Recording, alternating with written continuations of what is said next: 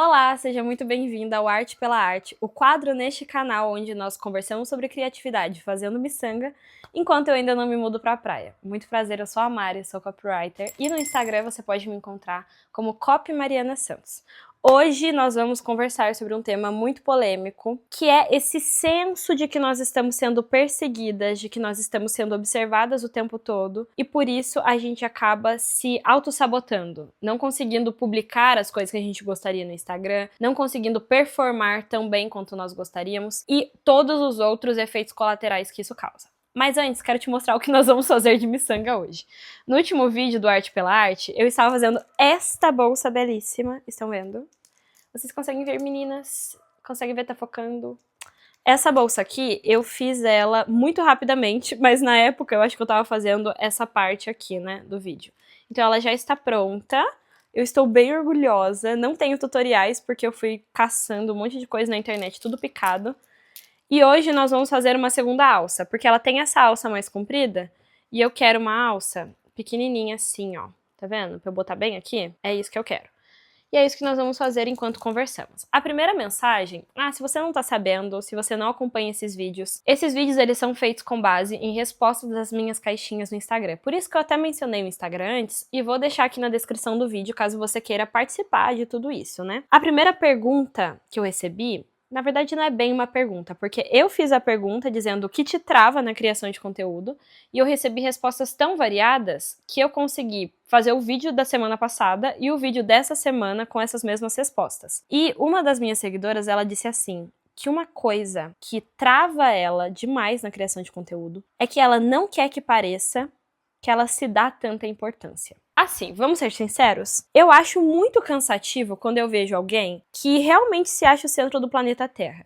A pessoa, ela posta conteúdos ótimos, beleza, mas se ela vê alguém reclamando da metodologia que ela usa, ou reclamando de uma determinada postura na internet, a primeira coisa que ela pensa é que esse vídeo ou que esse assunto, que essa publicação é sobre ela. Mas nem sempre é. Nossa, quantas tretas poderiam ter sido evitadas entre influenciadores, entre galera do marketing mesmo, se as pessoas se dessem a devida importância. Mas essa postura de perceber que a gente não é o centro do universo, ela pode ser ao mesmo tempo reconfortante, tranquila, um motivo de paz de espírito para você, mas ela também pode ser uma trava na sua criação de conteúdo, de forma que você não consegue progredir, você não consegue avançar, pensando que não era para você estar fazendo isso. Então vamos conversar sobre isso, tá? Especificamente sobre se dar a devida importância. Essa expressão não é feita para quem é inseguro. Se você está se sentindo inseguro, saiba que esse não é um conselho para você. Esse é um conselho para pessoas que têm o ego inflado, para pessoas que se dão importância demais. E você, cara seguidora que me mandou essa mensagem na caixinha, definitivamente não é alguém que está se colocando acima do que você merece. E eu suspeito que você esteja fazendo o contrário. Dito isso, a gente precisa sim se dar a devida importância. Para quem tem o ego inflado, isso significa dar uma baixada na bola. Mas para quem tá se sentindo inseguro na criação de conteúdo, isso pode significar dar uma aumentada aí na autoestima. E quem sou eu, tá, para falar sobre autoestima? Não sou psicóloga, não sou psiquiatra, eu não sou ninguém da área da saúde mental. Sou apenas a Mari, do Marketing do Contra. Sou copywriter e a minha formação é em jornalismo. Então, procure ajuda profissional para tratar as suas questões de saúde mental. De qualquer maneira, eu quero dar aqui a minha pequena contribuição sobre autoestima, que é cultivar coisas que nós somos boas em fazer. Eu, Mari, sou péssima em cozinhar. Olha, que tristeza. A minha irmã tá hoje me ajudando na gravação desse vídeo e ela tá de prova. Que ela sofreu bastante na minha mão quando eu tava aprendendo, eu era pré-adolescente, tá? Vamos dar um desconto. Mas até hoje, cozinhar não é o meu forte. Eu sei fazer assim: arroz, feijão, uma carninha, arroz... arroz eu já falei, né? Eu acho que eu sei fazer pouca coisa. Mas eu sei fazer uma lasanha, uma macarronada. E alguns pratos que eu treinei muito até conseguir fazer bem. Então eu consigo fazer, por exemplo... Ó, vou até fazer uma propaganda. Eu consigo fazer um bolo de maçã com canela, que é genial. É muito bom. Mas, quando eu tinha acabado de casar, eu fui fazer batata rústica na air fryer. Gente... Ficamos sem almoço naquele dia e eu chorei de raiva.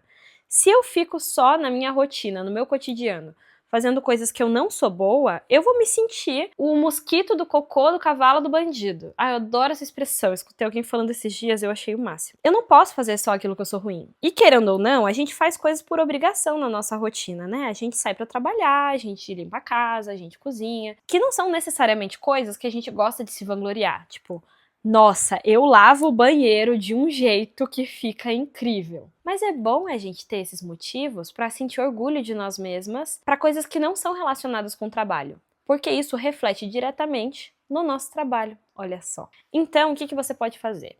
Primeiro você vai alimentar alguns dos seus hobbies, coisas que você já gosta de fazer mesmo e que você não obrigatoriamente precisa ser boa. Até porque quando a gente começa, a gente tá testando. Eu, por exemplo, fiz essa bolsa aqui, comprei o tamanho de miçanga errado, uma cor que eu odiei. Mentira, eu não odiei tanto assim, deixa eu olhar como que tá. Eu tenho um retorno ali, por isso que às vezes eu olho pra frente. Não odiei tanto assim, mas na hora eu odiei muito. Fiz uma bolsa maior do que deveria e acabaram as miçangas, eu não consegui fechar. Tava começando, mas olha só o que nós temos aqui. Essa bolsa está belíssima, já mostrei no outro vídeo, vou mostrar em todos os vídeos que eu quiser, tá? Porque eu amei essa bolsa. É uma bolsa que eu fiz quando eu já tinha mais experiência, já tinha testado essa habilidade mais vezes. Então você vai pegar um hobby, partindo de algo que você gosta de fazer, mas que você não necessariamente é boa ou profissional. Você vai alimentar esse hobby para aliviar a sua cabeça e também para cuidar da sua autoestima a longo prazo. Porque quanto mais você fizer algo, melhor você vai ser naquilo. Certo? Todos concordam comigo? Então você precisa testar as coisas que você gosta, alimentar o seu cérebro das coisas que você gosta, para que você se sinta bem fazendo coisas e que você se sinta orgulhosa do que você é capaz de criar. E isso para sua criatividade, para sua autoestima, minha filha, fenomenal. Muito parecido com essa primeira dúvida ou essa primeira queixa que eu trouxe aqui no começo do vídeo, outra seguidora mandou assim, que o que trava ela na criação de conteúdo é ser julgada por familiares e falar algo sem embasamento nos conteúdos. Sou psicóloga. Tá, queridas psicólogas, precisamos conversar sobre isso.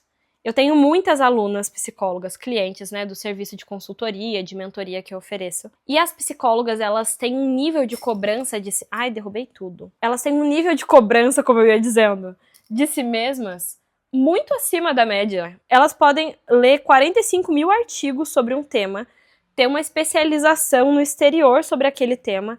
Ainda assim, elas vão ficar morrendo de medo de falar alguma besteira. E esse é um mal de quem sabe muito. Porque quem sabe o pouco, fala besteira com tanta confiança que você acredita. Mas quem sabe muito, conhece as variáveis, conhece os riscos, conhece o cinza, né? Porque nem tudo é preto no branco. Consegue perceber que as coisas, elas são mais difíceis do que parecem, muitas vezes, né? Do que parecem. E por isso, só de saber que você tá com essa dificuldade, com esse medo de acabar falando alguma besteira, a chance de você falar uma besteira cai drasticamente, porque você tá se preocupando com isso. Então, essa bolinha que fica caindo. Isso me mostra que você é uma profissional responsável e que os seus pacientes ou seus seguidores, que são pacientes em potencial, eles estão em boas mãos. Continue fazendo um bom trabalho. E sobre os familiares, eu tenho um conselho que não vai ser legal de escutar. Então, se você não quer ouvir coisas difíceis de ouvir, você pode parar o vídeo agora e ir embora. Mas se você tá disposta a analisar o que você faz e rever alguns conceitos, talvez esse vídeo seja para você. Quando a gente cria um perfil profissional do zero, a gente tem mania de enviar esse perfil para todas as pessoas que a gente conhece para tentar aumentar o número de seguidores. Então, eu tenho lá meu perfil pessoal, onde eu posto fotinha de viagem, comida, o look que eu fui pro shopping, essas coisas. E aí, vamos supor que eu tenho um perfil profissional que eu acabei de criar. A primeira coisa que a gente vai ver é a pessoa postando nos stories: pessoal, criei um perfil profissional, me siga lá, não sei o quê. Manda no grupo da família, pede pros amigos próximos seguirem. E qual é o grande problema da gente seguir essa estratégia? Primeiro, que provavelmente os seus familiares não são o seu público-alvo. Então, será que você, que é uma psicóloga que atende crianças, especialmente mulheres, né, adolescentes, você quer que o seu tio de 45 anos, de 67 anos, siga o seu perfil profissional? Porque isso pode acabar confundindo o algoritmo. E aí o algoritmo vai entregar para mais pessoas como ele, porque ele tá sempre curtindo, sempre te apoiando, só que ele não é o seu cliente. Isso não vai te ajudar. Segunda coisa que eu vejo como um problema é que pode acontecer como essa seguidora, de você ficar com vergonha dos parentes verem. E vamos combinar que parente é uma coisa engraçada, porque enquanto alguns parentes são maravilhosos, te apoiam, dão risada, comentam, e não te constrangem, outros parentes simplesmente não sabem como lidar com o fato de que você está na internet produzindo algum tipo de conteúdo. E eles já chegam assim: nossa, fulana, virou blogueirinha? Hoje em dia, se eu escuto isso, eu fico me achando. Ai, eu blogueira? Ah, não brinca, para. Eu já fico assim. Mas eu posso entender perfeitamente que a pessoa que tá começando, ela não quer ser vista dessa maneira. Principalmente porque vocês, que já têm uma profissão, que não é na área do marketing, que não é em comunicação, vocês querem ser vistos como profissionais da profissão escolhida.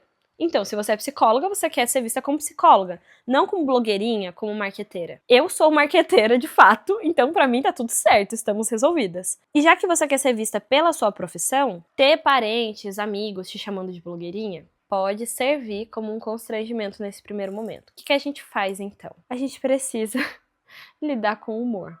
Eu sei que é difícil, que o constrangimento vem, às vezes tem aquele parente que é mala, que você já tá ali com o pé atrás, mas precisa lidar com o humor. Porque se você ficar chateada, se você ficar séria, o que vai acontecer é que as pessoas vão perceber que essa é uma vulnerabilidade e vão usar isso pra tirar com a sua cara. Às vezes na boa intenção, aquele primo engraçadão, coisas assim, ou às vezes na má intenção. Às vezes a pessoa tá com inveja, vai saber. Se ele queria criar conteúdo pra loja dele, pro emprego dele, e não consegue.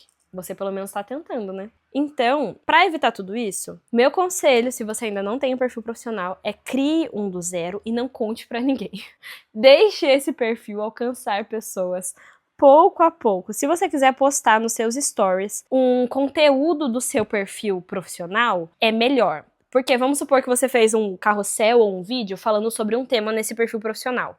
Você reposta com o seu perfil pessoal, só vai ir atrás de ver que conteúdo é esse, de ver que perfil é esse, quem se interessou pelo assunto. Então, são pessoas que podem ser seus clientes, seus pacientes. Mais do que isso, já vai começar a te dar problema. Vamos ver se já tá do tamanho que eu quero. Essa alça aqui, ela é pequenininha, né? Ela vai ser dobrada assim, e ela precisa vir aqui. Eu chuto que ela precisa de mais uns 3 dedinhos pra ficar no tamanho certo. Vou deixar a bolsa aqui. A outra mensagem que eu recebi foi essa aqui, que o tema, né, o ponto que mais trava essa seguidora na criação de conteúdo é o perfeccionismo de usar as melhores estratégias para criar. Pois eu digo que você não deveria usar as melhores estratégias. Posso te explicar por quê? Antes que você me cancele. E se você gostar da minha resposta, já curte esse vídeo, porque significa que eu tô no caminho certo, tá? Vamos supor que a melhor estratégia do planeta, atualmente, é a estratégia da Disney. Uma estratégia transmediática que tem parque, que tem site, que tem produtos, que tem filmes, que conversam com séries e os quadrinhos e tudo mais da Marvel, né, já que ela foi comprada pela Disney. Será que eu falei besteira? Será que a Marvel não foi comprada pela Disney? Daí vocês me falam aí no comentário. Vamos supor que essa é a melhor estratégia de todas. Será que essa é a melhor estratégia pro seu negócio? Você, que só manda sozinha na sua empresa, não tem nem funcionário contratado, tá construindo agora uma posição dentro da internet, tá tendo seus primeiros clientes, será que você precisa de toda a parafernália da Disney? Não sei, hein? Agora vamos para um caminho mais perto, né? Mais próximo do que a gente tá fazendo aqui. Sabe aquela influenciadora que ela tem designer, que ela tem editor de vídeo, que ela tem uma equipe de captação para gravar os vídeos dela, que ela tem os melhores equipamentos, que ela viaja com uma câmera que é para vlogs, mas ela também tem uma câmera que fica dentro do estúdio para gravação, fixa, parada. Será que a estratégia dessa influenciadora é a melhor para você colocar dentro do seu negócio, sabendo quais são suas limitações? Eu costumo dizer que a melhor estratégia é sempre aquela que você consegue fazer sem depender de ninguém, que você consegue colocar uma ideia em prática o mais rápido possível e que te dá menos trabalho. Essa é a melhor estratégia. Porque qualquer coisa diferente disso, você não vai colocar em prática por tempo suficiente. Você vai se desgastar antes de conseguir alcançar o seu objetivo. Então, a melhor estratégia não é a mais trabalhosa. É a mais simples. E eu super entendo, tá? Que pode ser difícil entender o que é essencial, o que não é essencial, o que pode ser deixado pra trás, se eu faço lançamento, se eu vendo no perpétuo, se eu preciso de um infoproduto ou se eu foco no relacionamento ali pelo direct, se eu gravo vídeos ou posto carrosséis. Todas essas dúvidas, elas vêm quando a gente tá começando a criar conteúdo. E é por isso que você tem que escolher uma pessoa, grudar nessa pessoa e seguir a estratégia só dela. E aí, vamos levar em consideração que essa estratégia precisa ser fácil de aplicar, que você não depende de ninguém, que você coloca uma ideia em prática o mais rápido possível, tudo isso continua sendo levado em consideração.